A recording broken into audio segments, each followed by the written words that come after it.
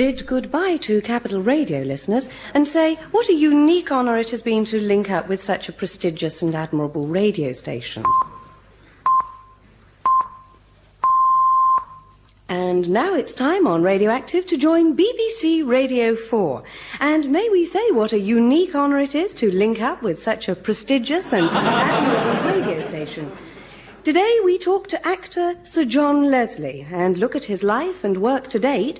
That's all in this week's edition of our biographical series, The Bio Show.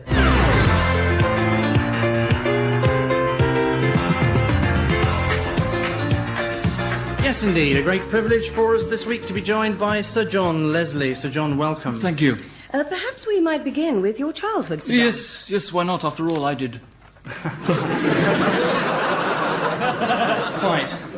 You were not from a theatrical background, were you? No, my father was a garage mechanic. And your mother? No, she knew nothing about cars. Apart from which she was far too busy with her own job. Yes, what was that? She slept with other men for money. Your mother was a prostitute? How dare you call my mother a prostitute? I'm sorry, I thought that's what... I've never been so insulted all my life. Never mind, let's skip your childhood, shall we? And please. move on to your days at acting school, which is really where your career as such began. Now, you didn't go to RADA, did you? No, I went to an acting school that no longer exists, in fact, the London Academy of Dance and Institute of Dramatic Art, or La-di-da, as it was known. The early years. Your first break came quite out of the blue, didn't it? Yes, it was a great thrill for me to be discovered like that and offered such a marvellous part for my debut on stage. Yes. Was it hard? Yes, it was an extremely demanding role, but many people kindly said that it was a powerful and emotional performance. Well, we can judge for ourselves because we do have a very rare recording of that show.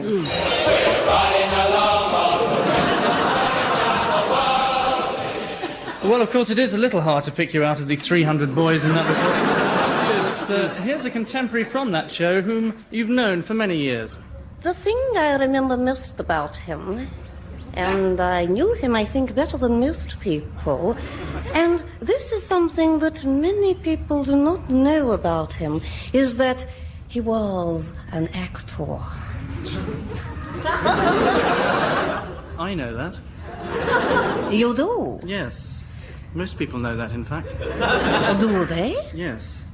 Oh, well, that's really all I know about him. The war years. Well, it was shortly after your stage debut, Sir John, that World War II broke out, and you chose to join the army. Yes. Well,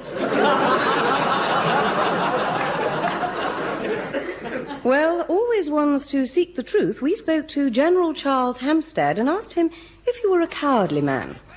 Sir John was not a cowardly man. Let me make that quite clear. Was he a good soldier, then? Sir John was not a good soldier. That's something that ought to be clarified immediately. Was he a bad soldier, then? Sir John was not a bad soldier. I should like to make that absolutely plain. I see. Was he an asset to your regiment, though? Sir John was in no way an asset to my regiment. I should like to make that even clearer than the fact that he was not a bad soldier. Was he in your regiment, in fact? Sir John was not in any sense in my regiment. It's absolutely imperative that that is made even clearer than the other facts that I have previously made clear. Did you then ever meet Sir John? I have never, ever met anyone by the name of Sir John. Of all the facts that I've endeavoured to elucidate in the course of this conversation, that, above all, must be the one for which most effort is made in the attempt to render it clear. Are you a homosexual? Yes, I am.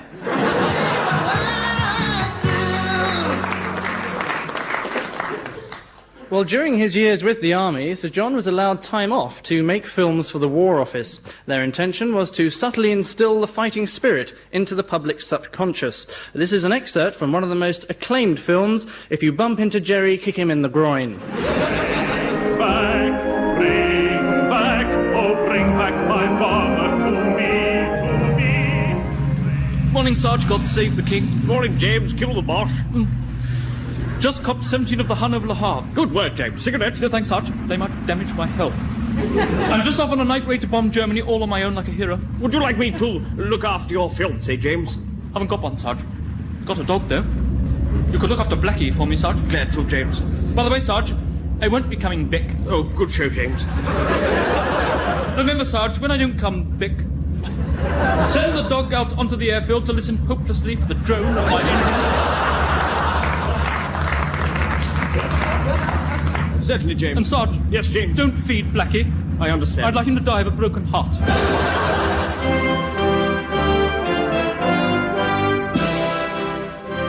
Well, you spent 4 years at Stalag Liebfrau.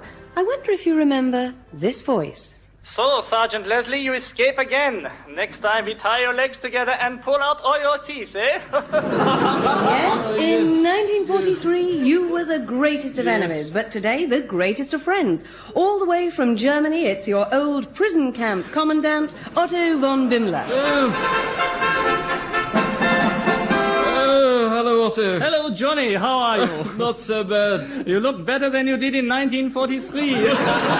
Yes, You see, indeed. sometimes we didn't give them any food for 2 or 3 days. Do you remember that, Johnny? Yes, I remember. Especially when they were naughty and kept trying to escape. Do you remember, Johnny, the tunnel from Ehud? Oh, the tunnel from over here. Oh, yes, that was very yes. good fun. Yes. Johnny had dug this tunnel from Ehud, and it came up right in my office.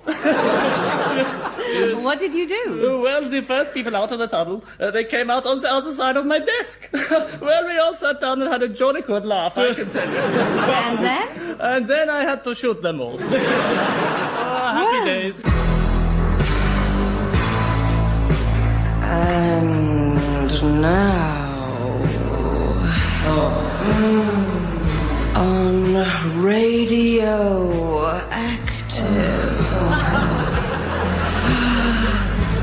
it's time for a commercial break.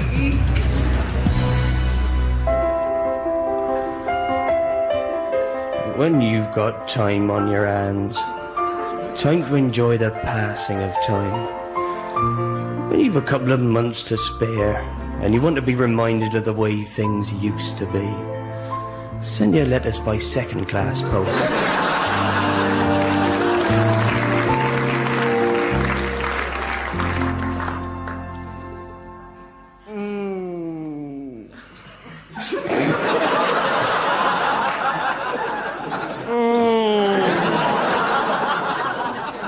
Uh-oh, indigestion. Oh, yeah. Well, what you need is... hang on a minute. What was it? Oh, I know what you mean. Now, where'd I put it? It's all right, I know where it is. Oh, it's not here. What is it? You know. I know where it is, Mum. Hang on. I remember. I forgot where you put it. Put what? Sorry, were you talking to me? Who? What? Eh? I remember, that's it. It is? What is? What you need is milk of amnesia. By the time you've remembered where it is, you'll have forgotten why you need it. It really works. What does?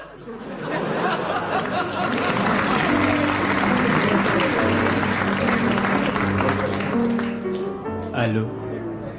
It's you. Of course. I always knew we would meet again. It must be 10 years. You are as beautiful now as the night we met. Please, let me get you a drink. Thank you. I'd like... No, don't tell me. A glass of Saint-Emile brandy. With ice. You remember. I remember everything. That first night you drank Saint-Emile with ice. I wonder why. Well, No, don't tell me. You are an English woman. You have to have the warmth of the French brandy to melt the ice in your heart. No. I have to be pissed to get off with a slimy little frog like you.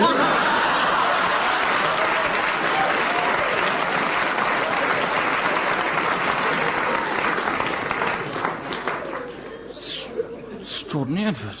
We'll carry on with more of your experiences presently, Sir John, but for the moment it's time for your first record. Yes. And you've asked for the second movement of Beethoven's Sixth Symphony, Yes. the Pastoral Symphony conducted by Sir Charles Goodwin with the London Symphony Orchestra. Yes. Well, unfortunately, we don't have that particular recording, so instead, here's a track off the latest UB40 album. Red, red plunk, pink, pink champagne, brown, brown ale to ease the pain. Blue, blue daiquiri, green, green chartreuse, gin and orange, orange, fish and blurs. White, white lady, purple, purple haze, white, white face in a daze. Lavatory in, tasteful fun, then the technicolor yawn. Orange carrots all about, one last black velvet, then blackout.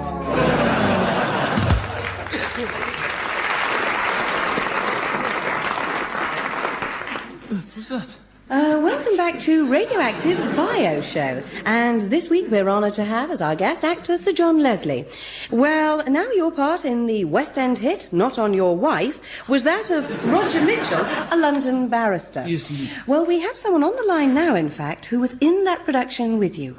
I wonder if you can recognise him. Hello. Hello. Hello, Johnny out of Pink Balloons. Good Lord, it's not Jack Ridley, is it? No. Oh. Try again, Johnny. Remember that night you forgot the panties, eh? It's Simon. Simon Drake, I don't believe it. No.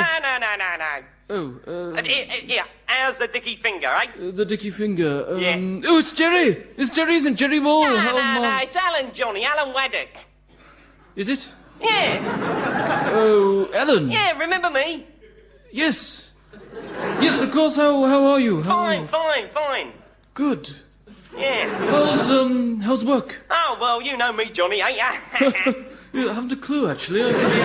Here, give my love to Reggie and Gerald. Yes, and mine to, Deirdre? Yes, give my love to Deirdre, yes. Any children yet? No, but she's only 6. Of course. Yeah, and it's probably more likely to be puppies, really, with her being a dog, Yes, eh? yes. Well, thank you for calling. Right, bye now. Bye, yes. Well, a little bit of nostalgia Alan there Waddock. for you, Sir John. And looking at the programme for that show, it's no surprise that you have such fond memories of Alan Waddock, because I notice he's down as playing the part of Man Behind Bars. Oh, that little whelk!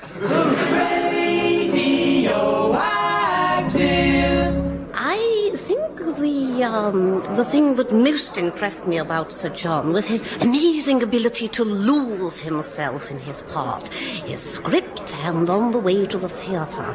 He was one of the most lost actors we ever had. But when you did manage to get him on stage, he was capable of being tremendously impressive.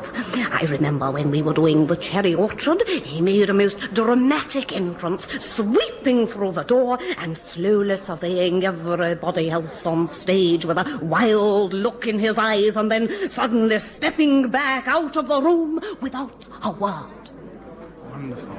Not really. He'd come on in the wrong scene. Sir John Leslie on his bio show. Here's Sir Johnny. I believe one of the foremost influences on your career was the old actor-manager, Sir Donald Stuffy, who Stuffy, offered yes. you a good deal of advice. Oh, he's a marvellous man, been in the theatre for over 40 years. What did he say to you? Oh, well, I remember he said, never try and put both feet down the same leg of a pair of tights. Marvellous Did he man. give you any advice of a non-theatrical nature? Yes, he once said, always remember that tomorrow is what today was yesterday. I've often thought about that, you know. But perhaps my biggest regret is that he never finished giving a piece of advice that he started to give me on his deathbed. What was it? Well, I remember he propped himself up on one elbow and looking me in the face, he said, Johnny, never go on the stage. And then he died? No, then he went out to the shops. He didn't die for another 5 years, but I never found out what he was going to say. And Then came your third stab at the role of Hamlet, perhaps your most controversial rendering. Oh, yes. The Noel Coward interpretation. That's right.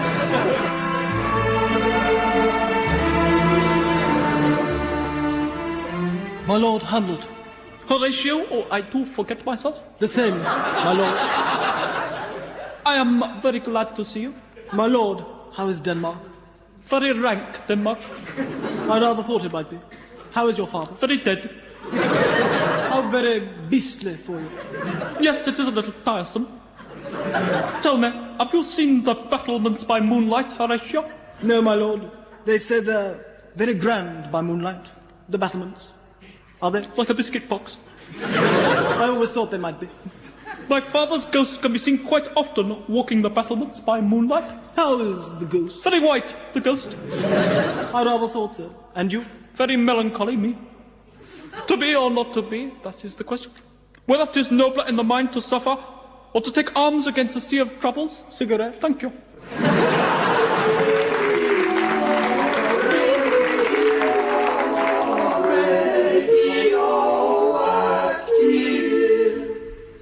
You know, a lot of older actors, when he started to enjoy success, found him a little cocky. But to me, I have to say that he always behaved like an absolute shit.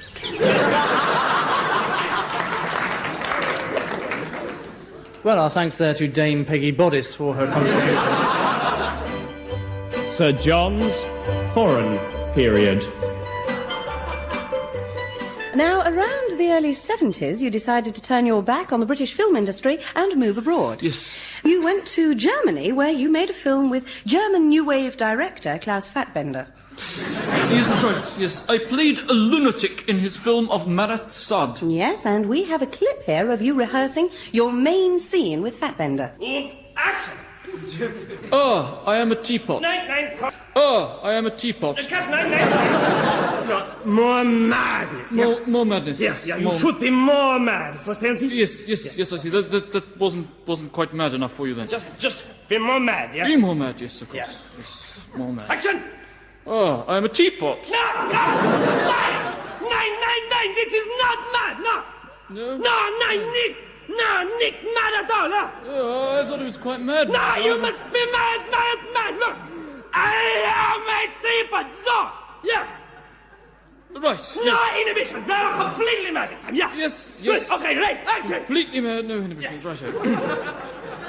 Okay.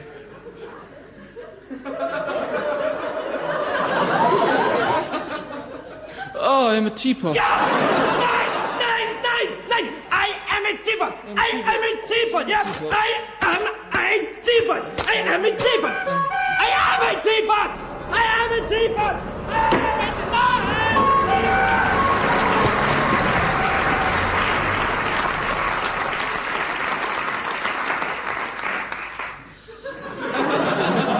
But in 1976, you surprised many people by appearing in an Italian film directed by Ferlanti. That's right. Good. I gather that Ferlanti doesn't speak any English. Do you speak Italian? No. But you had no difficulty communicating? No, we got on famously. Oh sì, che gioia lavorare con Sir John Leslie. Oh, yes. It was a great honor to work with Sir John Leslie. Il star di Arrivederci Milano, il primo grande film che ho diretto io. He was the star of the first big film I've directed, Arrivederci Milano. Che è sempre non finito. Which unfortunately never got finished. Ma Sir John era ad un temperamento di grande prima donna. But Sir John was a great actor in film. Per me, un impossibile bastardi. And I had a great respect for him as a person. Amava dolce vita. Ogni volta diceva action, risponda I have to go and lie down now. Bastard!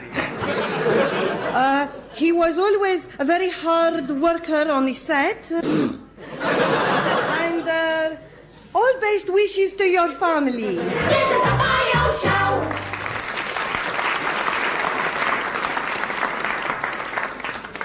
One actor who you knew very well at that time is now resident in America, Albert Courtney. And although he can't be with us in the studio today, we do have him on the line from his home in California. Hello. Hello? Is that Albert Courtney? Yes, who's that? I have Sir John Leslie here to talk to you. Doesn't sound like Sir John Leslie. No, this is an adapter from Radioactive. You've never heard of me, but it doesn't matter. Why are you pretending to be Sir John Leslie? I'm not. You don't even sound like him. Look, you talk to him, Sir John. He goes, Albert, Ah, that sounds more like him. Who are you, anyway? this is Johnny. Oh, yes. No, who is it really? It's Johnny. No, I don't think so. This is some kind of hoax, isn't it? No. Is this like Candid Camera? Where are you? Behind the French windows? Listen, Albert. All right, fellows, game's over. You can come out now. Look, this is Sir John Leslie. Yes, and I'm the Pope. Now go and brush yourself in the toilet. What? I beg your pardon? Bye-bye. Well, you said earlier you weren't very keen on popular music, Sir John, and that links us nicely into our next record, which is one of the noisiest and least tuneful bands around today. Oh, my God. I'm afraid you mustn't take your headphones off, Sir John, then you get feedback. It's the chart-topping winners of the Naffist Video Award for the third year running, Durham. Expensive videos, what makes a record sell? How much you spend on it's the only way to tell. Over £2 billion, and you should do fairly well. This one costs 27 quid, but oh, what the hell? So it's standing in a sunset on a beach.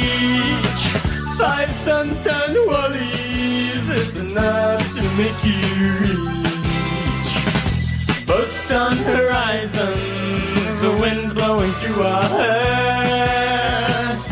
It may look like Rio, but it's Western Superman. Expensive videos with a lot of colored snakes. Add some newts and lizards and some foreign-looking lakes. Forget the song, the snakes will sell the thing for you. They don't only look quite good, but they sing backing vocals too. Ha ha.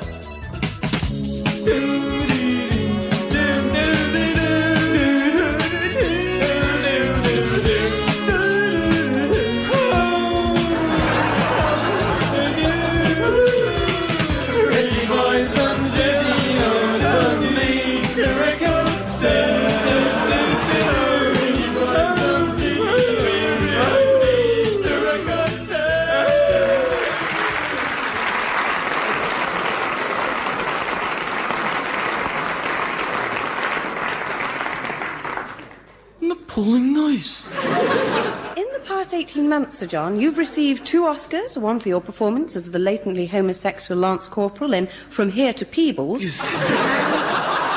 the second for your Oscar-winning acceptance speech, and we have an extract from that speech now.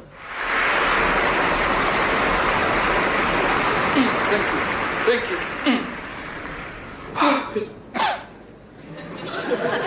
I really don't know what to say. Where does one start? I'm speechless.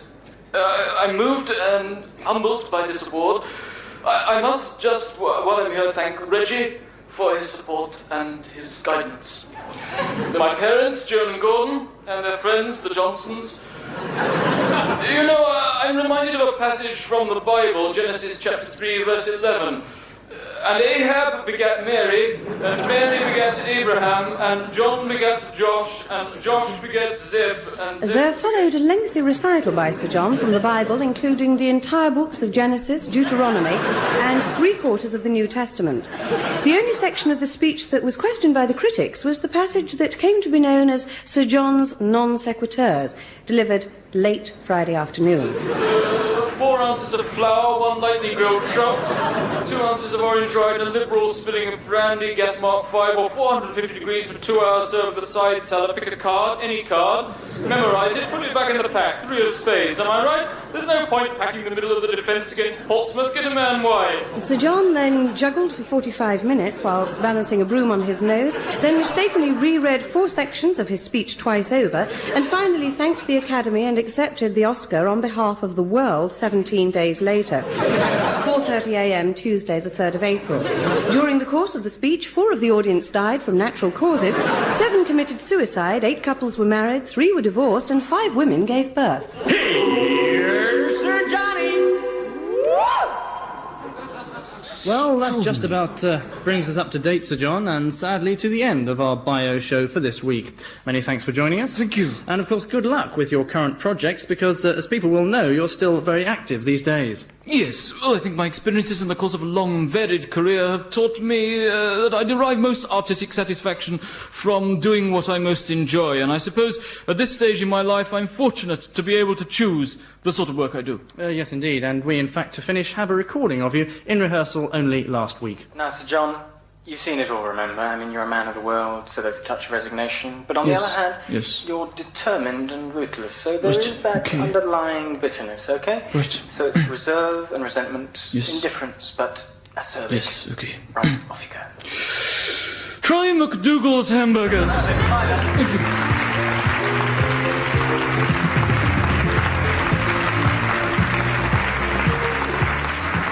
Radioactive was performed by Helen Atkinson Wood, Angus Deaton, Geoffrey Perkins, Philip Pope and Michael Fenton Stevens. Music was by Steve Brown and Philip Pope, and the programme was written by Geoffrey Perkins and Angus Deaton, with additional material by Murray Hunter, John Docherty, John Cantor, Helen Murray, Nick Wilton and the producer, Jamie Ricks.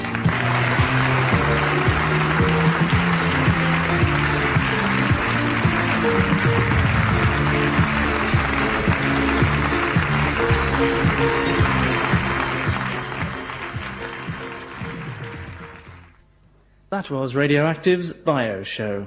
Sir John Leslie is a National Theatre player and is currently appearing in Festival of Erotica at the Raymond Review Bar.